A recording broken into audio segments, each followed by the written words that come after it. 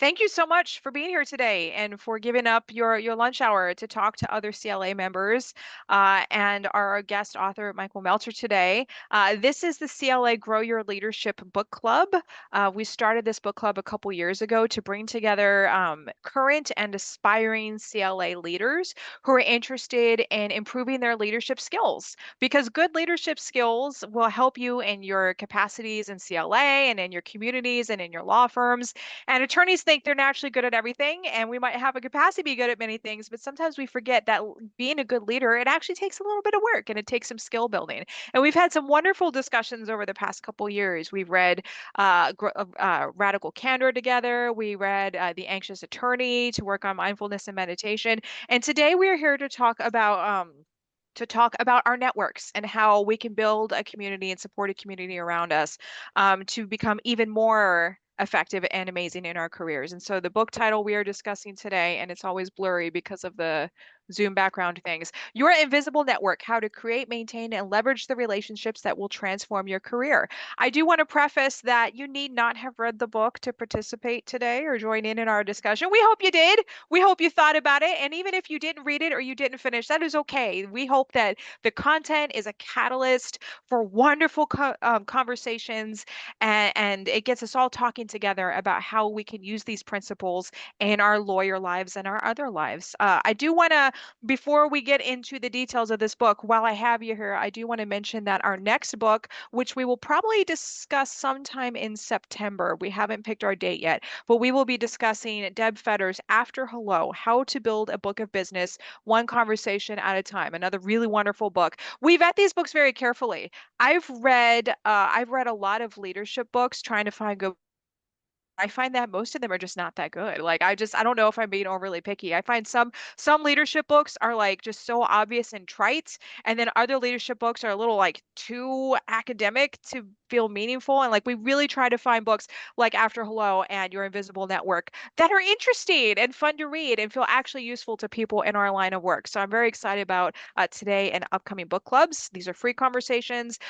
We hope that you'll participate. I do want to remind everyone that if you check out the CLA website, there's lots of other events and opportunities to receive content, community, and experience the service that CLA provides, from the Solo Small Firm Summit that's coming up in June. We have an in-house council summit this week. We have Pathways to the Bench. We have the annual meeting in September. So lots of opportunities to find your people and find some good information through CLA. So with that, I'm really excited to briefly introduce, and then they can introduce in more detail, our discussion host today, Dee Dee Dickey. She's a career coach, and then Michael Melcher, who is the author of this book. They're going to take the lead through our discussion today. And I do want to note that if you have questions or have something to say, please do. We want these conversations to be interactive and useful to you and the people around you. You are welcome to type your questions in the chat. Most of us are pretty good at Zoom these days, but there's a little chat button probably at the bottom of your screen. And so you can put in the chat and I will be monitoring those and reminding our speakers now and then of questions that we see there. Or if you just want to share your voice with everyone, your actual voice, feel free to raise your little Zoom hand, preferably. That's a little easier to see. And so if you go on your React button, there's an option there that says raise hand, and then you'll see a little yellow hand like mine there, and then you can lower it if you've changed your mind, if you've already spoken. So please interact. But with that, Dee Dee, take it away. Hi, everyone. It's great to be with you today. I'm excited to talk with Michael Swastigi Melcher about his book, Your Invisible Network. And thank you to Jesse for inviting me to lead this discussion. Before we begin our conversation, Michael and I are going to introduce ourselves. You may have already seen our bios when you registered. So instead of reading them out loud to you, we'll just share a few highlights plus a fun fact of something we did when we were growing up. So I'll lead off. As Jesse mentioned, I'm a certified executive coach and a workshop facilitator. I work with leaders, teams, and individuals who all have one thing in common. They want to thrive in their careers. A lot of my clients are lawyers. I'm familiar with many of their challenges because I used to be a lawyer myself. I am deeply committed to promoting well-being in the legal profession. I'm a member of CLA's Health and Wellness Committee. I see some of my fellow committee members here on the Zoom call, and I do MCLE presentations on wellness. On a personal note, I'm also a mom to a college freshman, and she's starting to talk to people in different careers. So it's not surprising that she's actually starting to read some of the advice in Michael's book. And as a spoiler alert for those of you who've read the book, or for those of you who haven't read the book, her favorite part is the part about what you can actually say, actually some suggested language in those emails you send to people you've never met before. So now for a fun fact about me. When I was a third grader, I accidentally learned a lot about pronouncing French by singing along to a French music album and matching what I heard to the printed lyrics. So, with all of that, Michael, could you introduce yourself? And hold on, like which album was this? I'm Oh, I'm very not going to curious. say. It was a long time Oh, ago. It was an old okay. album. My parents had it, maybe my grandparents. It was the Singing Nun, I think. Okay. That's delightful. I mean, who didn't have that album, I know, right? right? Or sing Like, along with is it that? on iTunes or yeah, no, that's great. Exactly. Uh, well, hi everybody. Um, that made me think of the movie Airplane, where they have a kind of singing nun character who swings her guitar and knocks like the little girl's tubes out who's next to her. Anyway, I'm Michael Melcher. I live in New York City. I actually went to junior high and high school in Orange County, California. I went to Valencia High School in Placentia, for those who know North Orange County.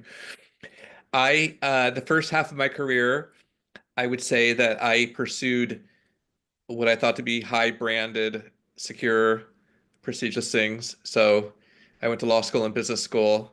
I worked at Davis Polk for some years. I was a securities lawyer, of all the somewhat unlikely careers to have. And then for the second half of my career, I would say I've been working more directly with people and more creatively. And I think I was the kind of person that always had this interest in connecting with others and being creative, but I didn't really have any way of measuring it as a child. So I could measure getting like 99th percentile on the, Arizona 10-year-old reading tests, but when people would say you're creative or you like people, I didn't really know what to do with that. And as Dee Dee said, a lot of what we do is help people connect with their true talents and their values and express that in whatever job they have. Um, I work with a variety of organizations, a lot of law firms, but also other types of companies, finance, consulting, tech, startups, global health, and so forth. And lawyers will tend to think that what they're dealing with is extremely specific to being a lawyer, and some of it is, but a lot of it is just general life and career stuff. So what I've tried to do in this book is provide some of those um, lessons that would be probably applicable in many different careers, but will still be applicable to everyone here. Uh, my fun fact is that I was a very successful paperboy in my youth. I lived in Arizona for some years and delivered the Scottsdale Daily Progress and was Paperboy of the Year in 1974. And I got a trophy and a $75 savings bond, and a dinner at the Sheraton, which was a big deal. And and then it took me I was really good at money stuff as a kid, and then I spent about 25 years not being that good at it. And I've been trying to recapture my childhood scheming ways. So that's a bit about me. Oh, and I'm a dad. I'm a gay dad. I have identical twin sons who are 10 years old. And I was explaining that I've carefully angled my Zoom so you cannot see the Roman ruin level of clutter in my living room. Okay, but like speaking of clutter, do you still have that trophy you won as a paperboy? I have one of them. I actually won several, but yeah, I do have the one. And it's actually a trophy of a kid with a paper bag thing and holding a newspaper like this. So That's amazing. I'm a little disappointed. I don't think you had a picture of that in your book. That I seems mean, like it should have been on the back cover, I right? don't want Like, to overwhelm people, okay? I have to be accessible.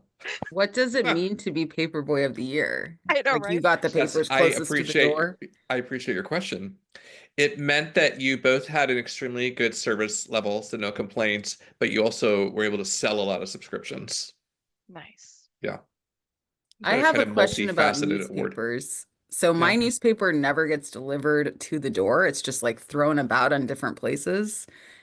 Now, as the newspaper man of the year, do you think that that is good service?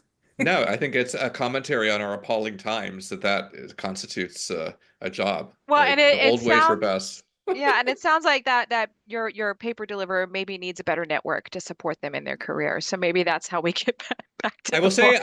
I both enjoyed my little business, but I was very manipulative. So I would make handmade Christmas cards for my clients who were mostly retired people, so like snowbirds, on the theory that they would um, give me better tips, which I think was true. So see, I'm Hey, always working it ever since an early age.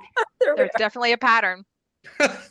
Well, now that we've introduced ourselves, let's go on to some housekeeping details. So during the first part of our hour, I'm going to ask Michael some questions about his book. We know that some of you have read the book and some of you haven't. So his answers are going to give us all a chance to explore some of his big ideas and his important takeaways for powerful strategies we can use. So for the rest of the hour, you'll get a chance to ask your questions. So we're going to ask you to hold your questions until then. And if you just can't hold them, feel free to put them in the chat now, but don't raise your hand until after we get to the question part. So Jessie is agreed very generously to help us with those questions, and she will be posing the questions for you. So with that, let's move on to the book. I have been really looking forward to this conversation. Your Invisible Network is one of my favorite professional books. I frequently recommend it to my coaching clients. And as I mentioned, even to my daughter. Uh, Everyone who has read it has told me that they found it to be very helpful. So, Michael, let's start with why you wrote this book. There's lots of advice out there about networking. What inspired you to write this book? Well, when I've written things, it's generally been because I couldn't find myself what I was looking for. So I would read things and they would seem too slick or too superficial or possibly either too practical or not practical enough. And it just didn't speak to me. So that has always been my impulse. Like what's going on here? Why can't I quite get the answers I want? I've been coaching for 20 years, and I would say that about 70% of what my clients deal with in some ways relates to relationships and communications.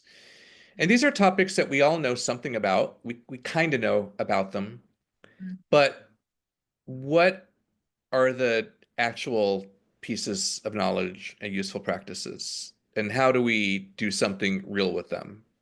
Not kind of generic uplifting language or lists of tips or that kind of thing, but how can we kind of make progress there? And then the other reason I was interested is that relationships are an incredibly powerful way of progressing in the world. With them, a lot is possible. Without them, very little is possible. And I have been particularly interested in the situation of being a first. So you might be the first to go to law school, you might be the first to go to college, you might be the first person to move off to the big city, you might be the first person to essentially have your own business. And when you're in that situation, you're making a lot of decisions of long-term consequence, often at a really young age, but there's nobody in your family or community of origin who can really tell you what to do. And I've learned a lot of best practices, and so I wanted to convey those so that people can have the knowledge and perspectives and skills that will help move them forward. So those were some of my main motivations. You titled your book, Your Invisible Network. What does that title mean? Well, if you look at the cover art, it shows a bunch of faces and they're sort of clear and then they get less and less clear. Mhm. And that is, I think, a real view of what our networks are like. So it's not that we don't know people, it's that we're not fully aware of them. So our friends, or our neighbors, or our boss's relatives, those are all people who can be really powerful in various ways for a network. But how do we move them from being invisible or semi-visible into part of our lives? So that's what I would call the horizontal level. How do we reach out more broadly and meet more people? Um, and then there's a vertical component, which is that most workplace relationships are underdeveloped. Um, we live in a society of connections, which is different from relationships, or contacts, which is different from people. So, what does it actually mean to have a relationship with somebody, and how do you build it? How do you go from the first point of contact, which might be virtual, into something that actually is human and real and satisfying? And so, in both ways, I wanted to accept that we have this invisible or semi-invisible network, but we have the power to kind of make it more visible for ourselves. So I find that many of my attorney clients say they dread networking. They see it as very transactional, as opposed to what you're describing, and they don't find much time to do it. So you invite us to think about networking very differently. You describe our relationships with people in our network as a form of wealth. What do you mean by that? Well, relationships are a form of wealth. They can make your life better. They can surface opportunities. They can be thought partners. They can help you make good decisions. They can make you happier. Um, they can connect you to other interesting people that you like. And it is a form of wealth in the sense that it is useful, um, but also you have the ability to increase it and to grow it as much as with financial wealth. Um, it's a form of wealth that it's available to everybody. Everybody has the ability to build relationships no matter where your starting point. And you don't really spend it down. You can ask for things in a way that actually deepen the relationship, and you port it with you throughout your life. So you might move firms, you might move to another state, you might move to another country, you might move to a different stage of your life, but your relationships can come with you and will still be relevant there. So many people, including some of my coaching clients, are uncomfortable talking with people they don't know. They tend to let that discomfort stop them from reaching out to new people. What does that discomfort mean? And what can we do about it? Yeah, well, you provided a lot of answers in your question. So, um, I wrote this whole book, and at the end, I thought, I've written a book that's about discomfort, basically. Um, because we want to have relationships. We might want more relationships, better relationships, but we also don't want to mess things up, right? So it's kind of this interesting dynamic tension. We want to be proactive, but we don't want to be cast out by the group. We don't want to impose, be a weirdo, right? So there can be a lot of, because, we want to be good people, not annoying people. And so I think that embedded in this process is a certain amount of discomfort that's simply human. And we shouldn't wait for that discomfort to go away. We should just kind of acknowledge it. And if you feel it, it probably means that you're trying something. Probably means you're making effort. If you never feel any discomfort, you might be a bit more stuck than you think. Hmm. Um, the second thing I would say that also harkens back to your earlier question is that I want us to define networking more broadly. So I would just say networking is deliberately building relationships, right? Um, yes, it might be at a cocktail party, but it could also be walking down to somebody's office. It could be talking to a parent at the playground. It could be commenting on somebody's LinkedIn posts. It could be um, visiting somebody with a newborn and kind of going in and tidying the kitchen without anybody asking you to do it or letting you. Um, there are a lot of different ways that we do this. So uh, it's interesting. I go to events and cocktail parties, but I wouldn't say I love them. I kind of have to have a playbook for myself when I go. Okay, like what am I going to do here and what will be accomplished? So it's not actually completely natural for me, even though I think I'm a very social person. And the third thing I would say is that one reason why lawyers will focus on the transactional nature of networking is that it's a great excuse not to do anything. Mhm. You can actually define yourself as a better and more authentic person by not doing this tacky thing. So what a great pat on the back you get for doing nothing then. And I want to challenge people on that kind of complacency. Well, related to lawyers' views on that, I've noticed that lawyers tend to describe networking in three main ways.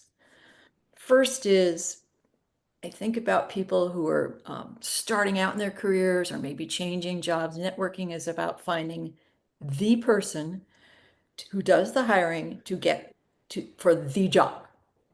That's what networking is. Once they have the job, then it's all about reaching out to potential clients and connecting with other attorneys in their own field so that they can build bridges with the experts and be seen as an expert themselves. But you've suggested that we view networking way more broadly and that we include many more types of people in our networks. So who should we include? Um, well, there eh, there are seven categories of people. And let's just think about it not so much as the network, but the types of relationships that are important in your career. And these are listed out in the book. And I believe there's a download on my website. Go to yourinvisiblenetwork.com. You can get a little piece on this.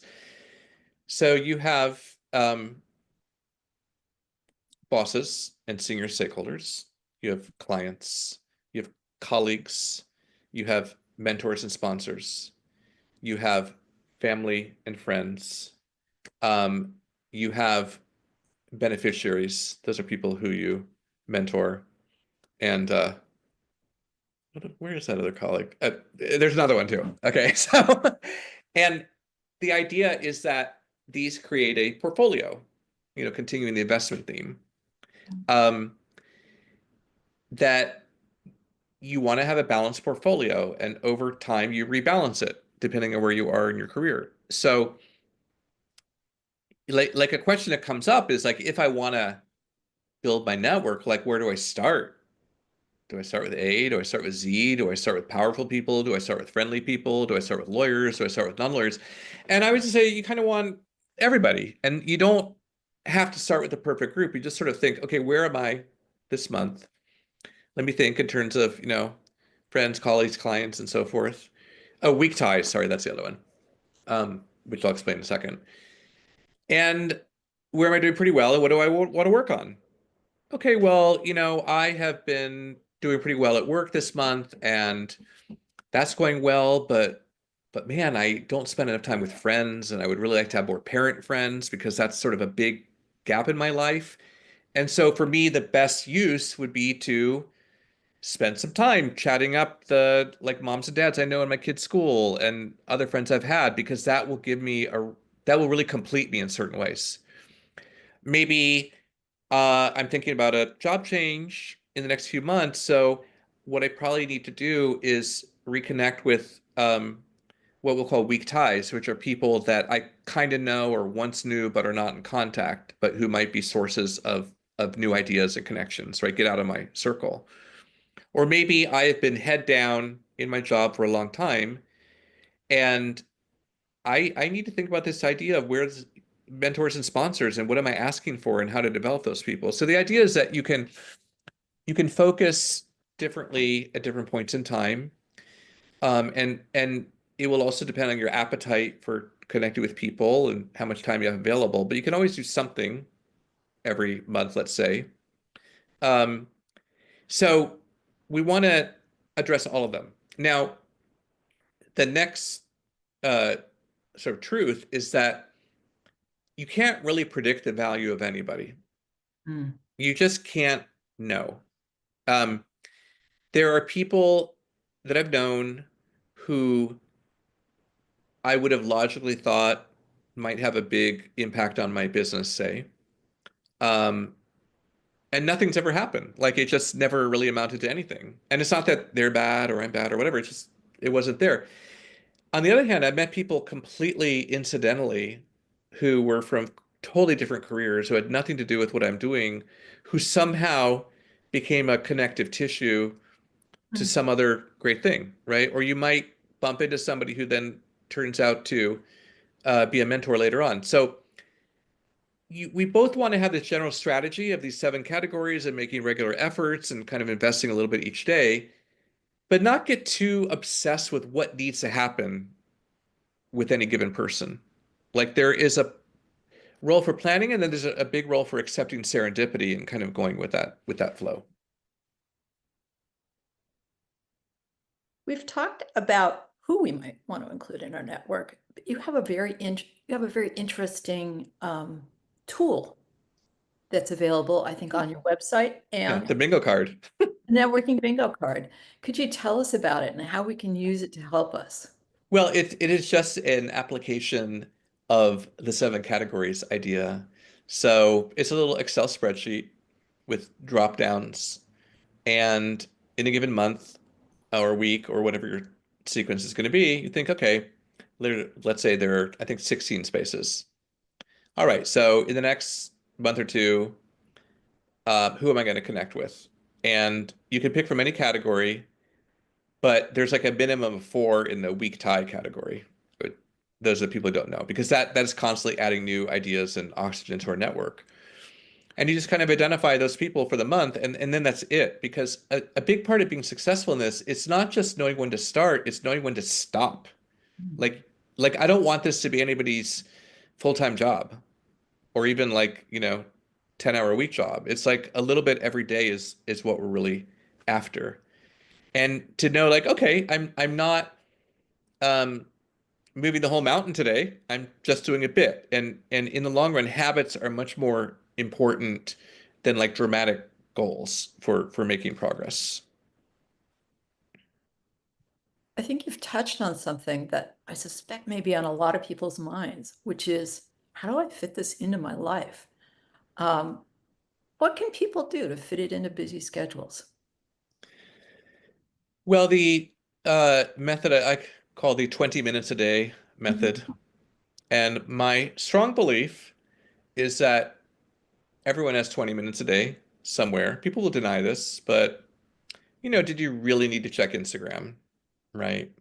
Um, what are you doing in that drop-off line for 20 minutes as you're waiting to drop off or pick up your kid? Um, uh, when you needed a break from work, was it the best idea to go onto Amazon or CNN.com or whatever? Like, I just feel like there are little pockets. You don't have 20 minutes, do 10 minutes.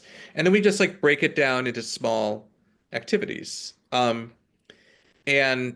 uh, and they might fall into different categories. So let's say I have 15 minutes. What can I do? Well, I can go on LinkedIn and I can just cruise around and look people up who I've known before and see what they're up to now, because people move jobs all the time. Or I might even just read some posts that the algorithm has served me, and then I will periodically write a thoughtful comment.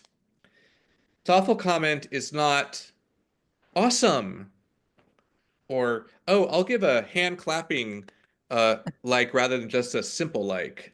It's, you make a great point. I've just shared this article with my team. Or you remind me of something that Adam Grant said the other day. Or this is really food for thought. Like that's a thoughtful comment. And anybody who's posting loves comments. So, you're kind of gaining some like social cred by doing that. You could do that.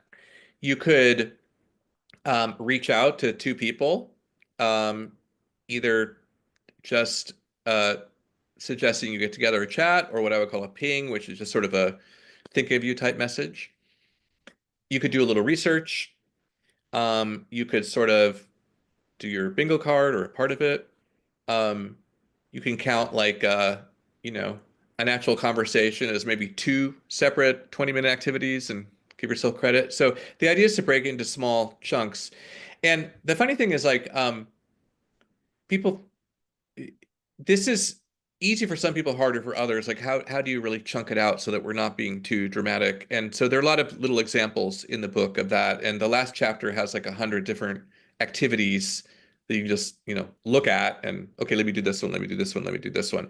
And again, it doesn't have to all flow together in a logical sequence because over time they will really amount to a fair amount of real construction.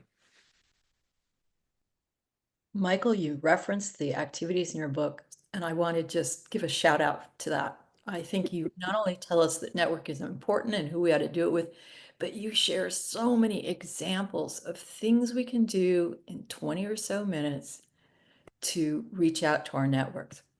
So I think with that, we've covered a lot of the big themes in the book and some of the really uh, big strategies. I'm wondering if people now would like to share some questions that they have.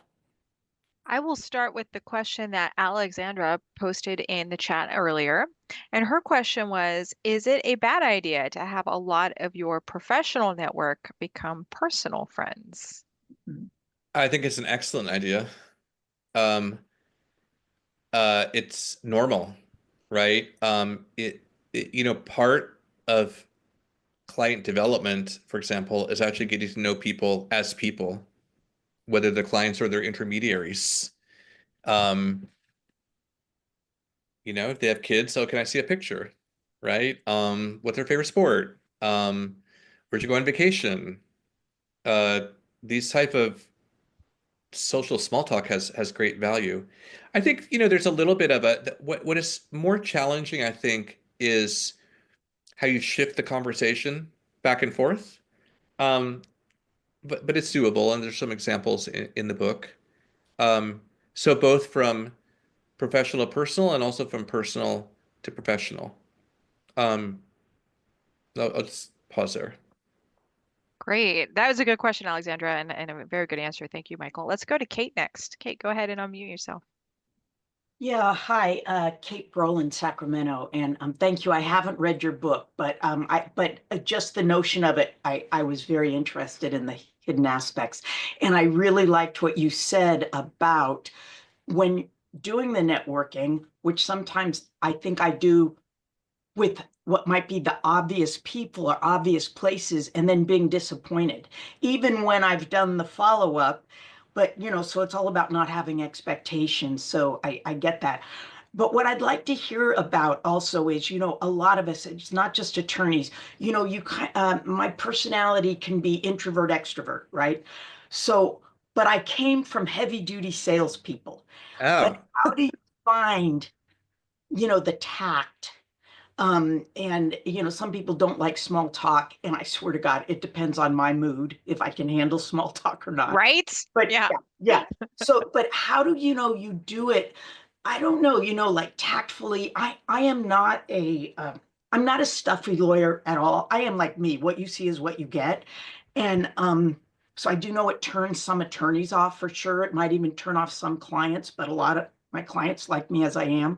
But how do I find that balance? You know what I mean? Between not selling, not just sounding flaky. I'm friendly. That's like, and I'm also curious and interested about people, which mhm. is helpful for me. And I'll say a funny thing. I've actually gotten total strangers from LinkedIn as good clients only because I had a conversation on with them and carried it through. So anyway, Oh my gosh. Kate, it sounds like you're off to an amazing start, but I'm still really curious to see what the pro has to say.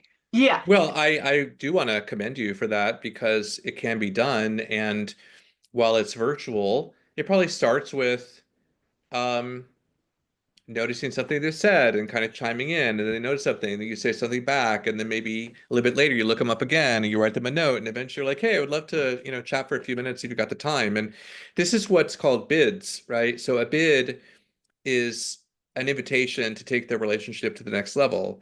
If I say, hey, Kate, I'm gonna go get some coffee at Pete's, you want to come with? That's a bid. It's both we need coffee, but it's also, well, let's just spend some time chatting, right? And so with a LinkedIn person, you're both doing it, right? Because that person could either say yes or no, but you're continuing to move up the ladder, and that's really how relationships work. Like it's exchange over time.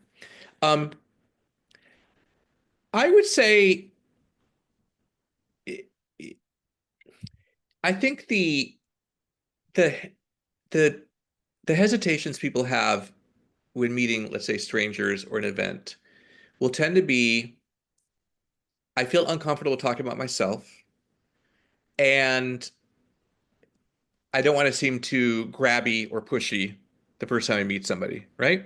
But there's a middle ground, and the middle ground is giving them 100% Kate Brolin, but maybe directing it toward talking about your interests rather than your background.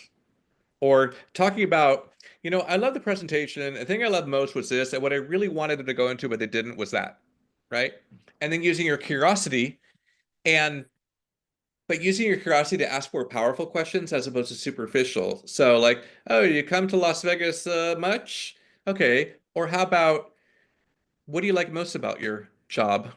Or what were you most looking forward to here, or most afraid would happen when you came here? Like, these just get under the hood a bit more. Um, and then I think in a public environment, just remembering that this is often the beginning of a conversation. You don't have to beat it to the ground the first 5 minutes. You're trying to, connect a little bit, chat a little bit, and then you can follow up later. You don't have to, really get into it hard. I think what's so fascinating about your response there and the book overall is just the fact that it is more approachable than I think a lot of us realize. It does take a little bit of work and attention, but a lot of people are quite capable of being very successful as long as they take a little bit of time and attention. Yeah, and just to add on to that, I believe that introverts can actually be more successful than extroverts in networking, and it's because they're not winging it. Right? They're not relying on their charm and charisma. They're thinking ahead of time, what do I really need to do here and how do I set myself up for success? And so they tend to be a bit more, I think, intentional about what they're trying to Yeah. do and what they're saying. Intentional. Yep, that's the word. Yeah, I noticed in your list that you had a few things that really celebrate a few activity ideas that celebrate the power of introverts too. And I think it's really cool to point that out.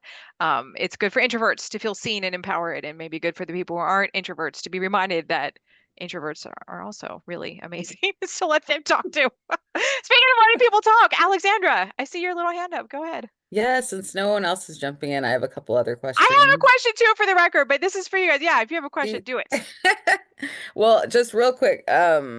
So two questions is one, I find it actually easy to start a conversation with a stranger. What's difficult for me is continuing it later, and I've looked up strategies, and I'm sorry I haven't read your book yet, but I look forward to reading it. I'm Um, laughing because we always have these book clubs. I call it the confession part where people feel like they need to express, It's I feel like okay. as your lawyer, I need to tell you, you don't need to admit anything. Alexandra, Okay, you're in then a I safe I take I place. plead the fifth as to reading your book. But what I was gonna say is that we yeah, so I've read strategies like send them articles that they might find interesting, and like that just doesn't feel natural to me. And it's like, why would they care? And then the other issue challenge that I have is that I'm actually public interest government attorney. And so, some of the most attorneys are in private sector, and we may be on the opposite side of them in a lot of cases. And so it's sort of like, how do you network with those people without giving the appearance of, I don't know. Well, Alex, I what you have to worry do is about you that. have to say, hey, check out this book I didn't read. Yes. Can Um, you gonna read it? okay, so let me address the second question. Um, I think it's helpful to occasionally just think about everybody you're talking to as not the end user, but rather an intermediary. Therefore, you might talk to somebody who's a private sector attorney who does a totally different thing from what you do. Or you could talk to like a banker or a farmer or what have you. And they may in turn um, be able to introduce you to somebody who's actually going to be relevant for you. Um, and this happens a lot, right? When we get too, or it could be, you talk to one government attorney and then they introduce another government attorney. But it's very freeing to think about the person I'm talking to's greatest value may be that they're they're connected to somebody else and vice versa, right? So it takes some of the pressure off. Sarah, what was your first question again?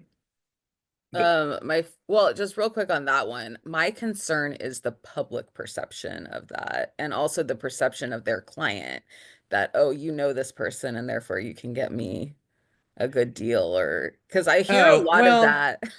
I mean, I feel like this is more a topic that people on this call would know about. Like, what are the boundaries you need to set, and what will you talk about, what will you not talk about, and you just have a kind of exit line like, oh yeah, I don't actually talk about that with people.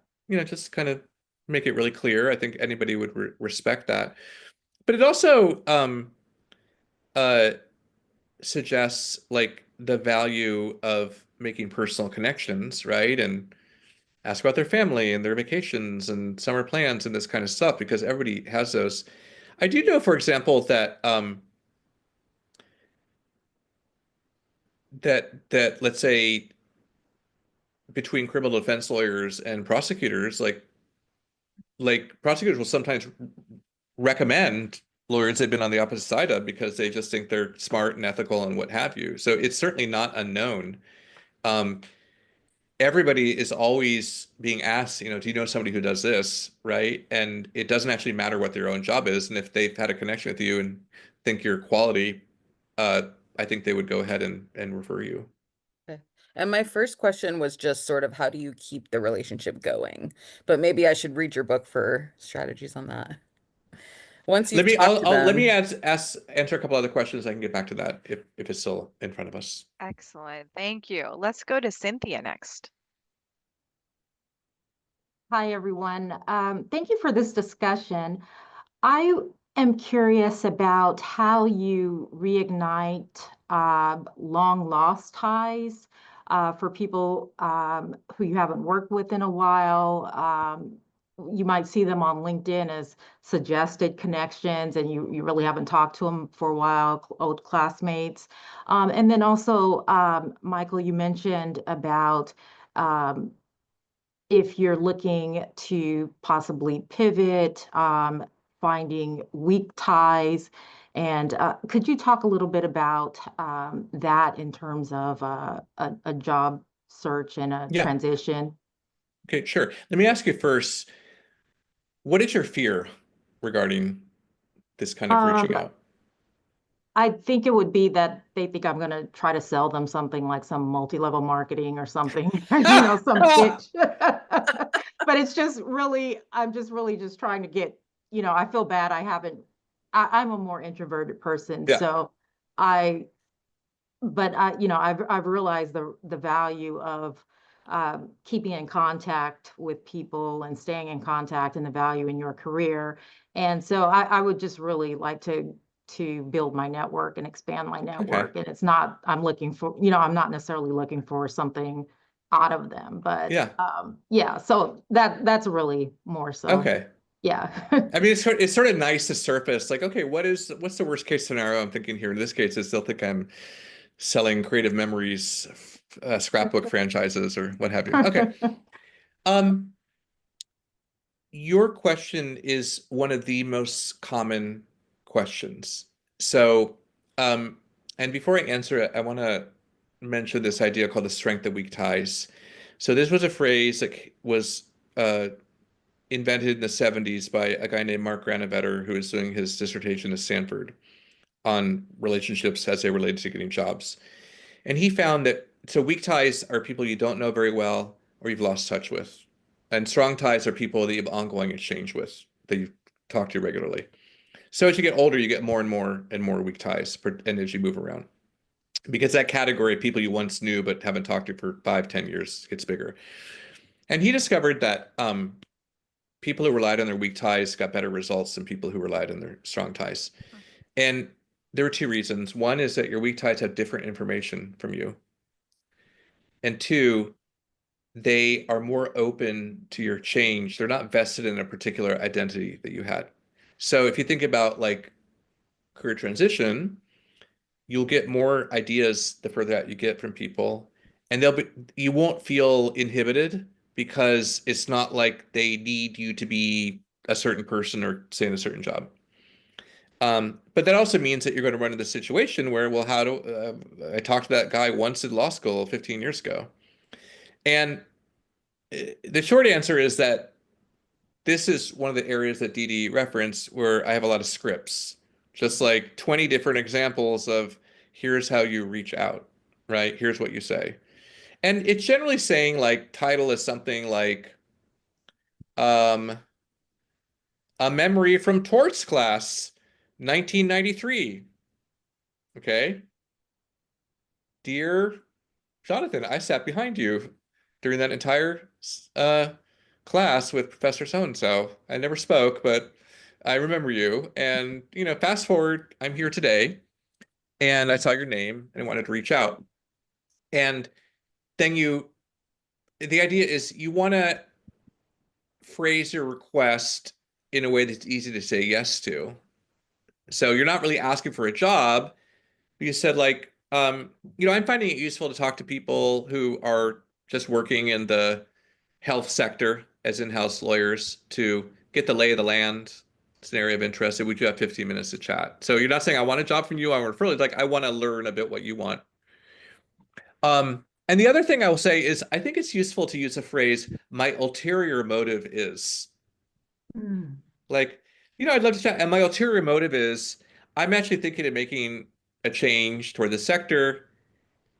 I'm not yet interviewing, but I want to develop my knowledge of firms, right? Or I Gosh, I love really, that phrase. Yeah, that's a good one. because it puts it out there. That's like, it's, you're surfacing it. Because what people really don't like is where they know there's something else there, but it's not being said directly. And ironically, we'll do this because we don't want to seem too pushy, but then it just makes us seem kind of passive aggressive and scheming, right?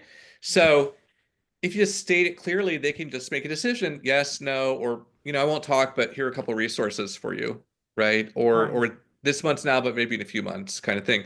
And I will tell you that generally people are quite accommodating because everybody's in this situation. I mean, Sean hasn't talked to you for 15 years either, right? So we all face this, and generally speaking, building networks is good for everybody. So, not everybody's going to respond or say yes, but more than you think will do so. So that's how I would approach that. Perfect. Thank you so much. What That's a very great, that helpful. wonderful stuff. And I will tell you, I really think the book that we're doing next time too, After Hello, How to Build a Book of Business One Conversation at a Time. These two books fit together so well. So Yeah. read them both, right? I think that'd be really helpful. And I had a question too, Dee Dee, but you're the host, so I will let you go first. I want to hop in and offer a thought and then a related question. So Alexandra posed the situation of being a government attorney and how to broaden your network then. And she was specifically, I think, talking about broadening your network among attorneys. So I spent a great deal of my legal career as a government attorney. I found that one of the most amazing things for me was to get involved in bar associations because I got involved in projects where I was Yeah. working with people who had different points of view, different kinds of jobs, whatever, but we worked together. We had things to talk about that weren't about our differences, but the things we were doing together. I got to know whether they had kids, whether they were gay, whether they lived, what they did, maybe whether they had a dog. Lots of great conversations from that. So that leads into my question about these days, a lot of our experience with bar associations like CLA involves Zoom calls, as we're on now.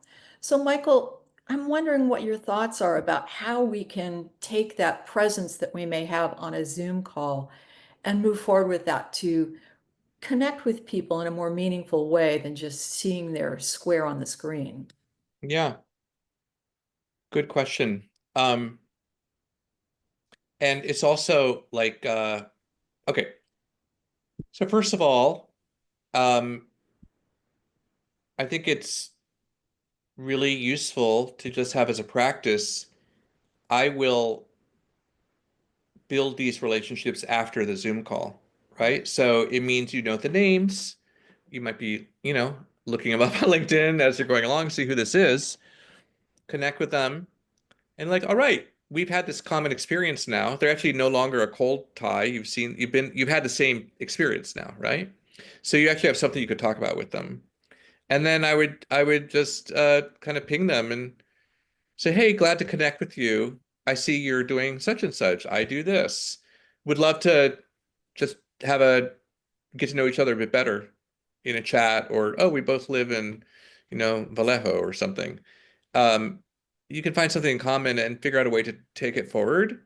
Uh, you could take it forward by suggesting a conversation. You can suggest you do something in person, or you can simply just say hi and maybe send them an article later that you see. Oh, here's something I saw that followed up that book club talk we did, and just see how it then develops.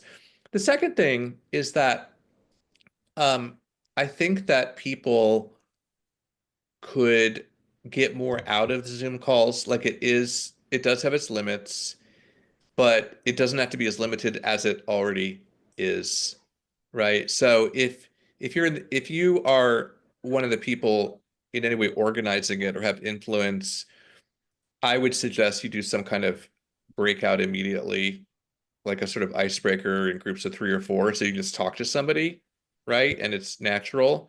Um, or you can say, hey, maybe we could just take a few minutes up front and say our name and where we're from and one reason we're here today, or something we're looking forward to, like a kind of connective activity.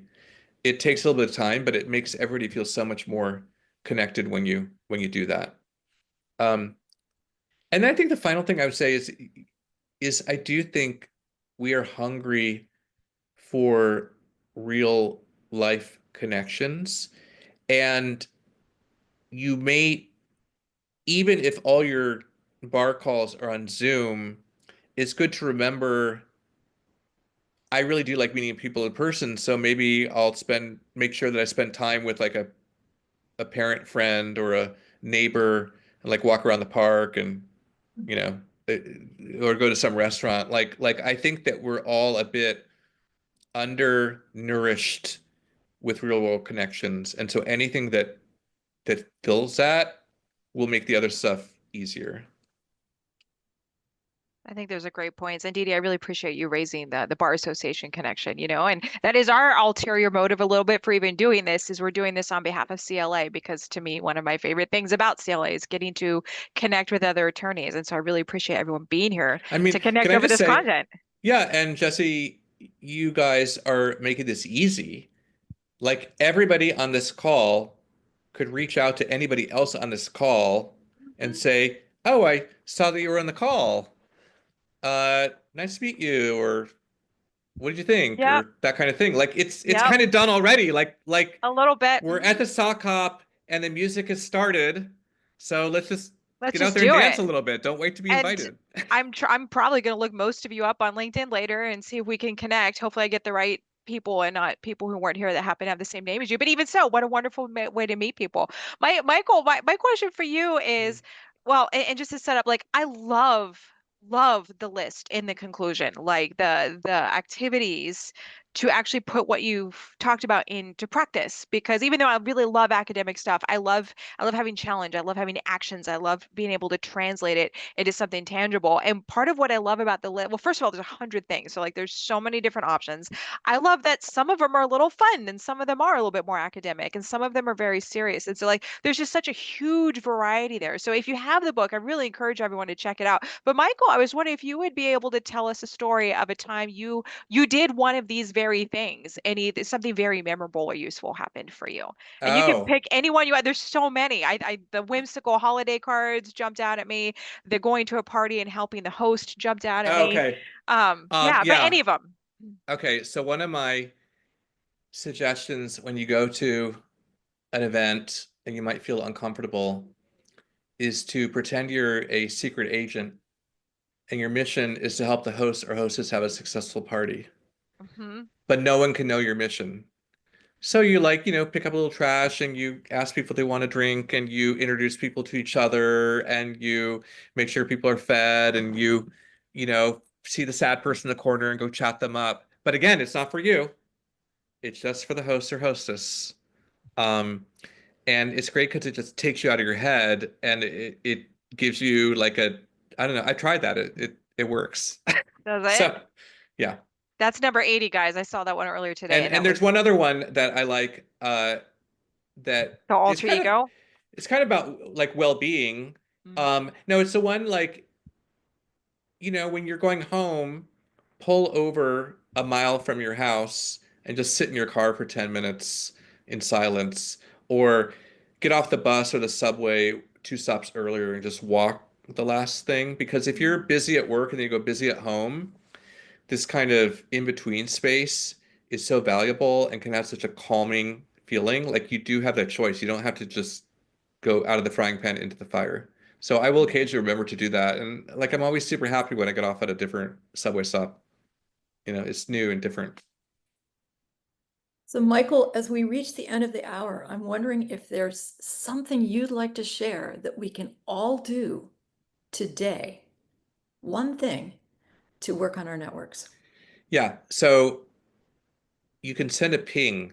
So a ping is a message you send that does not require a response. In fact, you're signaling in the message it does not require a response. It's like, um, hey, Rena, I was on a book club chat today, and it reminded me of that book group we used to be in San Diego, thinking of you, right?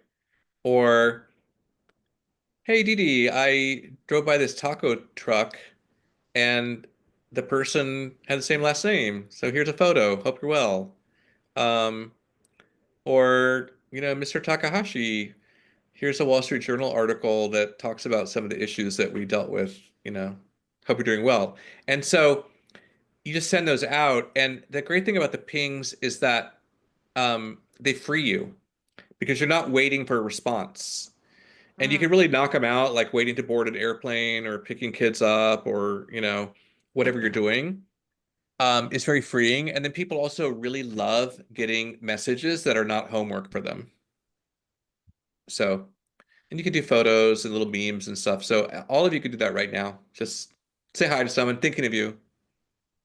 I love But it. you cannot use a phrase, let's catch up soon. Okay, that ruins the ping. It's no longer Oh, a yeah. ping, it's a request. So you gotta, no request. So try it. Uh, Oh, that's so inspiring. I'm gonna do it. I am. So, and actually, Easy is inspiring. Easy is inspiring. yeah, well, Yes. and what a perfect note to end on. And Yeah. so, first of all, everyone who's here, thank you so much for being here and being part of this conversation today.